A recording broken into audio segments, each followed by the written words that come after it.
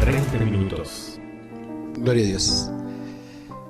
Bien, llegamos a la sexta parte de la entrega esta sobre la serie de las mentiras del diezmo, ¿no?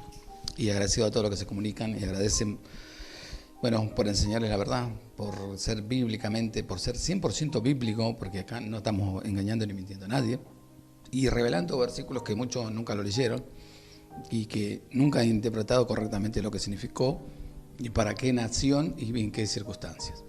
Así que agradezco a todos los que se comunican, como también agradezco a todos los que se comunican y no tienen base bíblica para defender lo indefendible.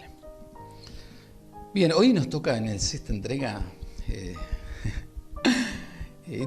cuando toqué este tema es uno de los videos que más gente lo escuchó, lo miró y lo sigue mirando y viendo, porque llegamos al punto en que tenemos que hablar de Jesucristo y el diezmo, porque ahora somos cristianos. Vamos a iniciar el tema con la siguiente pregunta. Por ejemplo, ¿diezmó Jesucristo entregándole a los sacerdotes del templo el 10% de su sueldo?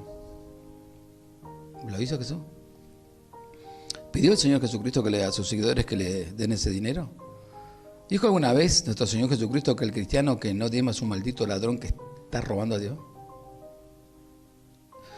En alguna parte de los evangelios se muestra a nuestro Señor Jesucristo tomando pasajes de la ley de Moisés o de otra parte del Antiguo Testamento para obligar a los cristianos a dar dinero de su sueldo. Si usted leyó Mateo, Marcos, Lucas y Juan, no existe esas cosas, no existen. Pero si usted lo leyó, si usted ignora, si usted no discierne, si examinamos a fondo los 4 evangelios, en ninguna parte encontramos a nuestro Señor Jesucristo pagando dinero para el sostenimiento del sacerdocio levítico en el templo. Mucho menos jamás vamos a encontrar a nuestro Señor Jesucristo cobrándole a sus seguidores para sostener su ministerio. Hoy en día te dicen, no, es para la obra de Dios, es para el ministerio, es para que predicar el evangelio, para que llevar el evangelio a todo el mundo. Y con esa mentira, John Osten tiene una mansión que vale casi $10 millones, un cuadrado que para volver a renovarlo gastó $90 millones. Y a 3 cuadras hay gente pobre en la calle durmiendo sin comer. ¿Sabes? Nosotros tenemos que invertir en eternidad, no en materialismo, porque esos lugares el diablo va a hacer cada festín, va a hacer cada orgía en esos cuadrados y se va a gozar por haberlos engañado. Ahora bien, nuestro Señor Jesucristo nunca pudo haber diezmado porque no era agricultor o ganadero, lo cual, según la ley, eran los únicos que estaban obligados a diezmar, según leemos en Levítico 27, 30 al 32. Jesús bíblicamente era carpintero. No podía sacar de 1 metro 10 centímetros o de 1 metro 10 centímetros y después llevarle todos los pedacitos. Hola, levitas, ¿cómo le va? Le traje todos los pedacitos del diezmo de la madera. Es ilógico eso. Bien, tampoco nuestro Señor Jesucristo podía recibir diezmo de sus seguidores porque Él no era levita. No era levita. Él era de la tribu de Judá. Fíjense, ni siquiera Jesús se autopercibió levita como lo hacen hoy en día muchos para sacarle dinero. Jesús sabía que no era. Nuestro Señor Jesucristo era judío y sus apóstoles tampoco diezmaban ni recibían porque eran pescadores. No eran levitas ni tampoco cultivaban la tierra. Sin duda alguna el Señor nunca quebrantaría el orden de Dios, como hacen los ministros actuales, tomando el lugar de los levitas y recibiendo un falso diezmo sacado del sueldo de los miembros de su iglesia conciliares. Mucho menos nuestro Señor jamás lo va a ver tomando de los pasajes de Malaquías 3:10 para amenazar y decir a maldito y ladrones a aquellos que no le entregaba dinero. O sea que dicho pasaje no es aplicable a la iglesia del Nuevo Pacto, sino que está dirigida a corregir a los líderes israelitas que estaban sujetos a la ley de Moisés. En el tiempo en que se escribió el Nuevo Testamento, los levitas y sacerdotes oficiaban en el templo de Jerusalén y el diezmo seguía siendo lo que siempre ha sido, producto del campo y animales. Nunca fue dinero. Según se lee Levítico 27, 30 al 32, por lo tanto, solo los terratenientes y los criadores de ganado eran los únicos que podían llevar diezmo al templo, según estaba estipulado por la ley. Los maestros iglesieros actuales, aquellos que gobiernan el sistema evangélico, siempre toman las palabras de Jesucristo registradas en Lucas 11:42 y en Mateo 23, 23. Ambos pasajes dicen lo mismo para decir que Cristo apoyaba el diezmo o para asegurar que Cristo le ordena a la iglesia a cumplirle el diezmo. Vamos a leer el pasaje y usted mismo se ha de dar cuenta que esas palabras estaban dirigidas exclusivamente a los fariseos, los que estaban sujetos a la ley de Moisés, no a los seguidores de Cristo. Lucas 11:42 dice, mas ay de vosotros, Y después, ¿qué sigue? Fariseos. Wow, usted es fariseo, ¿no? ¿Qué hacían los fariseos? Bien, que diezmáis la menta y la ruda y toda hortaliza, y que pasás por alto la justicia y el amor de Dios. Esto era necesario hacer sin dejar de aquello. O sea que tenían que traer la menta, la ruda y la hortaliza, que eran cosas y no dinero. Con esto los pastores iglesianos modernos pretenden demostrar que nuestro Señor Jesucristo enseñó el diezmo y lo aplican a la iglesia como si el Señor lo hubiera ordenado a sus seguidores. Lo que así piensan debe notar que el Señor Jesús está reprochando la mala conducta de los rabinos judíos que estaban sujetos a la ley. El Señor Jesús le está hablando a aquellos que obedecían en enseñanza en la ley de Moisés, y en una parte de la ley consistía en que el diezmo agrícola, en ningún momento le estaba refiriendo esas palabras a la iglesia del nuevo pacto. Lo primero que le mencionó Jesús a los fariseos es la verdad del diezmo del antiguo como pacto, que dice, diezmáis la menta, la ruda y toda hortaliza. Por lo tanto, en el tiempo de Cristo, el diezmo continuaba siendo agrícola. El Señor Jesús no mencionó dinero por ningún lado. Por tanto, no se puede comparar lo que dijo Jesús aquí con el diezmo iglesiario que se predica hoy en las iglesias y en los concilios evangélicos, donde los pastores cobran un falso diezmo del sueldo monetario de los feligreses, algo que no tiene nada que ver con el diezmo agrícola enseñado en las Sagradas Escrituras. Nuestra respuesta descansa en el hecho de que Jesucristo nació y vivió y murió bajo el Antiguo Testamento, Gálatas 4:4, no entrando en vigor su Nuevo Testamento hasta 10 días después de ascender al cielo, tal como se lee en este pasaje. Escuche bien, Hebreos 9:14 al 17. Porque el testamento con la muerte se confirma, pues no es válido entre tanto que el testador vive. Por lo tanto, no es de extrañar que Jesucristo enseñara la ley y del diezmo, ya que él mismo vivió bajo la antigua ley de Moisés y vino a cumplir lo que aquella ley decía de él. Es decir, su sacrificio en la cruz tipificaba en los sacrificios de ovejas estipulados por la ley, Mateo 5:17 al 20. Una vez cumplida, todas esas leyes ceremoniales fueron quitadas del medio, efectuando Dios mismo el cambio de ley correspondiente y entrando en vigor el Nuevo Testamento establecido sobre las mejores promesas, Hebreos 8:8 al 13. En este nuevo pacto y no en el antiguo, la iglesia establecida por Cristo encuentra las nuevas leyes que han de gobernar su práctica, incluso la de proveer recursos materiales para efectuar la obra que le corresponde en la tierra a través de las ofrendas voluntarias que se usan para socorrer a los santos cuando están en necesidad. Según la enseñanza del apóstol Pablo en 1 y 2 de los Corintios y como da el ejemplo de los cristianos descritos en el libro de los Hechos, en cambio, la iglesia o congregación que encuentra sus leyes en el Antiguo Testamento, los dictámenes de algún concilio religioso o la agenda personal de su líder máximo, como la juzga el Señor Jesucristo, ¿no? Pues de la siguiente manera, así habéis invalidado el mandamiento de Dios por vuestras tradiciones. Hipócrita, bien profetizó de vosotros Isaías cuando dijo, este pueblo de labio me honra, mas su corazón está lejos de mí. Pues en vano me honran, enseñando como doctrina, mandamiento de hombres. Juan 15, 6 al 9. Quizás se debe dejar en claro este punto, que Jesús no usó dinero de la tesorería del templo de Israel, de la que seguramente los diezmos de la tierra y el ganado eran parte. Como mencionamos antes, Jesús siendo de la tribu de Judá, no de la tribu de Leví, no podía recibir legalmente ningún diezmo. Jesús se financió por medio de ofrenda voluntaria de diversas personas, tal y como leemos en este pasaje. Dice Juana, la mujer de Cusa, administradores de Herodes, Susana y muchas otras, ella le servían con sus bienes. Lucas capítulo 8, verso 3. Aunque la Biblia no registra por ninguna parte que Jesús hiciera personalmente esa ofrenda como algo obligatorio para aquellos que en ese momento le seguían, jamás le pidió nada a eso. Por ejemplo, los fariseos no diezmaban la pesca, no diezmaban la gema, los tejidos o el dinero, pero sí diezmaban hasta la más pequeña de la semilla, ya que era eso lo que ordenaba la ley. Y con todo, y ser los fariseos buenos diezmadores, la palabra de Jesús a eso fue, ay de vosotros hipócritas. Él no los felicitó por ser buenos diezmadores, pero sí les reprochó que tuvieran una fachada hipócrita de religiosidad, cumpliendo la ley del dinero, pero descuidando lo más importante de esa misma ley, que era hacer justicia y amar al prójimo. ¿Sabes? Mucha gente se cree que porque da dinero a las instituciones, ya es santo, ya está salvo, yo ya tengo un rinconcito en el cielo. Sí, ya, viste, yo puse mucha plata, viste, entonces yo me imagino que ya Dios me tiene preparada, ya, viste, una habitación con aire acondicionado. ¿Se creen que compran a Dios? ¿Se creen que Dios es eso? En la mente de una persona totalmente ignorante de la palabra de Dios puede entrar eso. También nuestro Señor Jesucristo relata la siguiente historia o parábola para demostrar a los sacerdotes religiosos lo incapaz que es querer obtener el favor de Dios a través de obras religiosas tales como el diezmo. Veamos. Dos hombres subieron al templo a orar. Uno era fariseo y el otro publicano. El fariseo, puesto en pie, oraba consigo mismo de esta manera: Yo te doy gracias porque no soy como los otros hombres, ladrones, injustos, adúlteros, ni aun como este publicano. Ayuno 2 veces a la semana, doy diezmo de todo lo que gano. Mas el publicano, estando lejos, no quería ni aun alzar los ojos al cielo, sino que se golpeaba el pecho diciendo: Dios, sé propicio a mí, que soy pecador. Os digo que éste descendió a su casa justificado antes que el otro, porque cualquiera que se enaltece será humillado, y el que se humilla será enaltecido. Lucas 18, día 14. Vemos que entre el fariseo que ayunaba 2 veces a la semana y diezmaba todo lo que poseía, y el publicano pecador, fue precisamente el publicano pecador quien regresó a su casa en paz y justificado ante Dios, y no el diezmador religioso que se jactaba de cumplir la ley.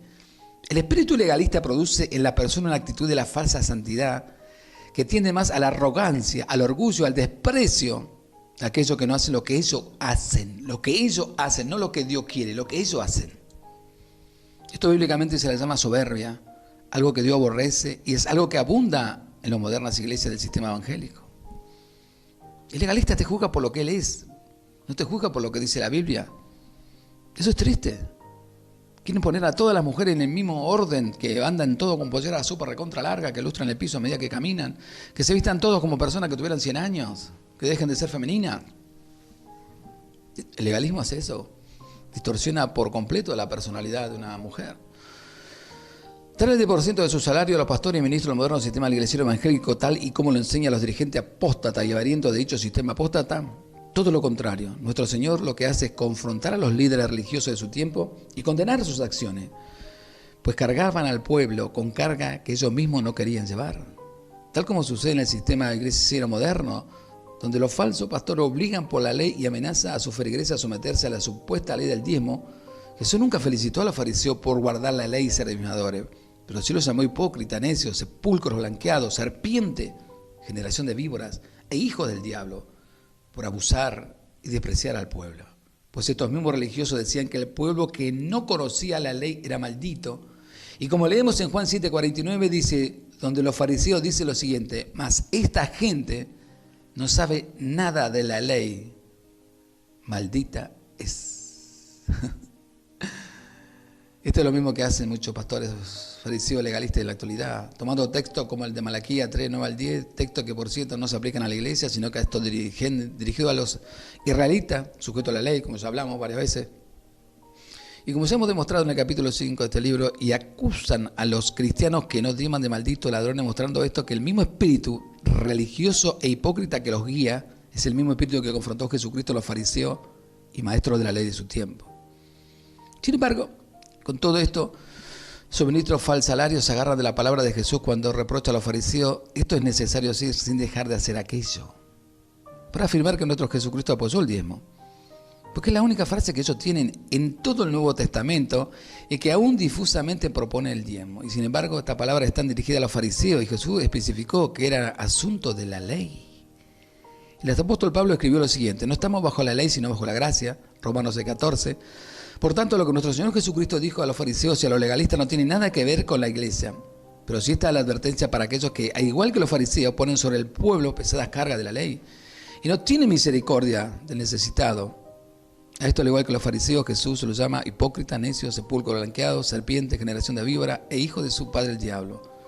Al igual que los sacerdotes y los fariseos de antaño, los cuales habían convertido la gracia de Dios en casa de mercado, los modernos ministros del sistema iglesiero apostatesía han hecho lo mismo, tomando el evangelio como negocio de mercadería, donde las supuestas bendiciones de Dios son vendidas por precio monetario. Recordemos el enojo de nuestro Señor al ver la mercadería en el templo, y cómo con toda indignación entró al lugar y azota en mano expulsó a todos mercaderes y volcó la mesa de los cambistas tirando el dinero en el suelo, y les decía a gran voz: no conviertan la casa de mi padre en cueva de ladrones. Y hablando de cueva de ladrones, acá tenemos unos cuantos de ladrones: Maldonado, Luna, Dante Gebel, Jonás González. Ese sí que es un maestro de los maestros de los ladrones. Es lo mismo que en este tiempo de gran apostasía, donde los falsos apóstoles han inventado un sistema engañoso para explotar a los incautos que entran en sus iglesias y a través de maratones radiales y televisión hacen mercadería con la fe, enseñándole a los cristianos que comprar las supuestas bendiciones con el dinero a través de pacto, diezmos, ofrenda, premisa, maratón y donativo. Estos súper ungidos autotitulados le dicen a los cristianos que mientras más dinero le entreguen a ellos y su ministerio, más fe están mostrando. ¿Será verdad? La fe no tiene nada que ver con el dinero. Hebreos 11:1 dice, pues la fe, la certeza de lo que se espera, la convicción de lo que no se ve. Y por eso alcanzaron buenos testimonios los antiguos. Usted va a ver que nunca estuvo involucrado el dinero en la fe. La fe es lo que dijo el apóstol Pablo cuando estaba a punto de cortarle la cabeza. Él dijo, he acabado la carrera, he peleado la buena batalla. Y ahí en ese momento extraordinario, glorioso, maravilloso, sabiendo que le iba a partir a la presencia del Cristo de la gloria, con Dios conoció cuando se cayó de rodillas y le dijo, Señor, ¿qué quieres que haga? Él afirma, he guardado la fe. Toda una vida de sacrificio, toda una vida de sufrimiento, pero él había guardado la misma fe que en aquel encuentro con Jesús obtuvo. Eso se trata de fe, no se trata de dinero. Dice, por tanto Dios se ve obligado a bendecirlo porque dan todos esos mentirosos lobos rapaces que tienen su guarida en las iglesias conciliares evangélicas, venden todo tipo de milagros a través de supuesto pacto de dinero, desde sanar enfermedades hasta hacerse millonario a las personas. Es así como manipulan las mentes, incitando a la codicia, a la búsqueda de lo material. De este modo los supuestos cristianos pueden comprar con dinero la gracia de Dios, del mismo modo que en la Edad Media los católicos compraban el perdón de los pecados, comprando la indulgencia firmada por el Papa. Miren, yo estoy seguro que en cualquier momento sale un supuesto ministerio evangélico falso como tanto que hay y que van a decir que te venden. Te van a vender un certificado de tu perdón de tu pecado pasado, presente y futuro. Te lo van a vender porque es lo que falta y lo van a hacer. Si lo hizo el catolicismo en una época y engañó a millares de personas y se creyó toda esa mentira, ¿por qué no la van a creer ahora? Los fariseos, sacerdotes y maestros de la ley eran individuos avariciosos, tal como lo señala Cristo, hasta el punto de retorcer la ley para exprimir el dinero al pueblo ignorante. Exactamente la misma estrategia de los falsos pastores del sistema evangélico actual.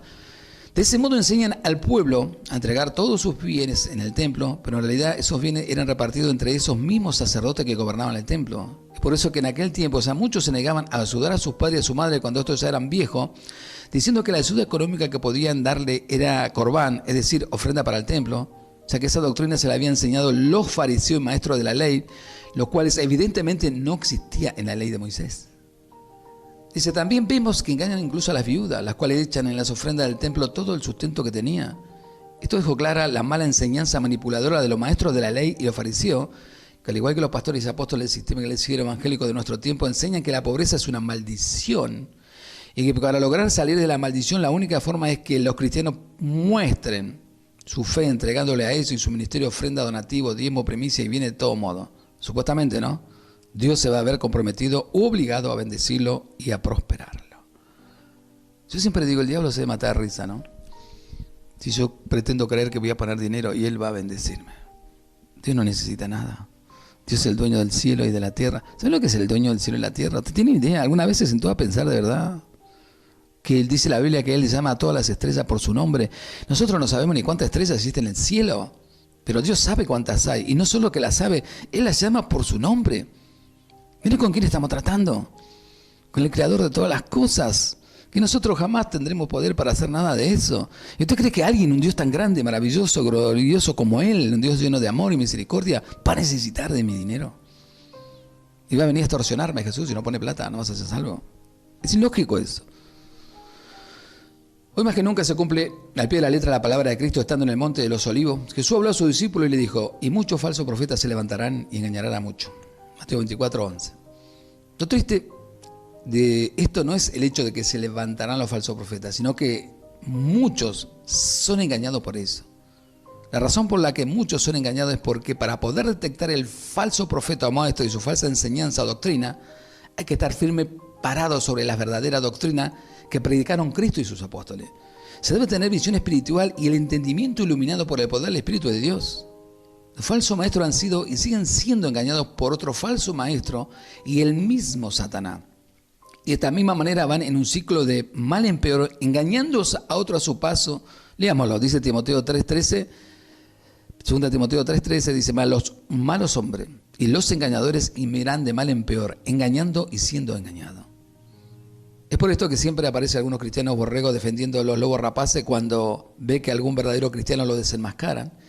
Y dice, no se levanten en contra del ungido de Jehová, no juzguen, no hablen así de mi amado pastor, no critiquen a ese santo varón. Y a estos engendros de Satanás disfrazados de apóstoles de Cristo, a los que el Señor se refería cuando día siguiente palabra, dijo, no todo el que me dice Señor, Señor entrará en el reino de los cielos, sino el que hace la voluntad de mi Padre que está en los cielos. Muchos me dirán en aquel día, Señor, Señor, ¿no profetizamos en tu nombre? Y en tu nombre echamos fuera demonios. Ah, Señor, en tu nombre sabes que hicimos milagros. Y entonces le declararé, nunca os conocí, apartado de mí, hacedores de maldad, al fuego eterno con el diablo y sus ángeles. Mateo 7:22. ¿Saben lo que significa la palabra nunca los conocí? O sea que los milagros tampoco los hacía Jesús. Las profecías tampoco eran de Él. Nada de lo que hacen en la actualidad los falsos pertenece a Dios. Él está a la puerta, Él dice bien claro, ahí aquí estoy a la puerta y llamo, y le van a abrir, no, ni soñando. Preguntamos, ¿quiénes son actualmente los que están expulsando demonios a diestra y a siniestra? ¿Quiénes son los que están pavoneando de andar haciendo grandes milagros? La descripción que da Cristo identifica inmediatamente al sistema evangélico moderno, que es donde andan en esas actividades. El mismo sistema apóstata que ahora anda uniendo en el ecumenismo con la gran ramera católica, es solamente en ese medio supuestamente carismático o pentecostal donde aparecen las grandes super ungidos milagreros.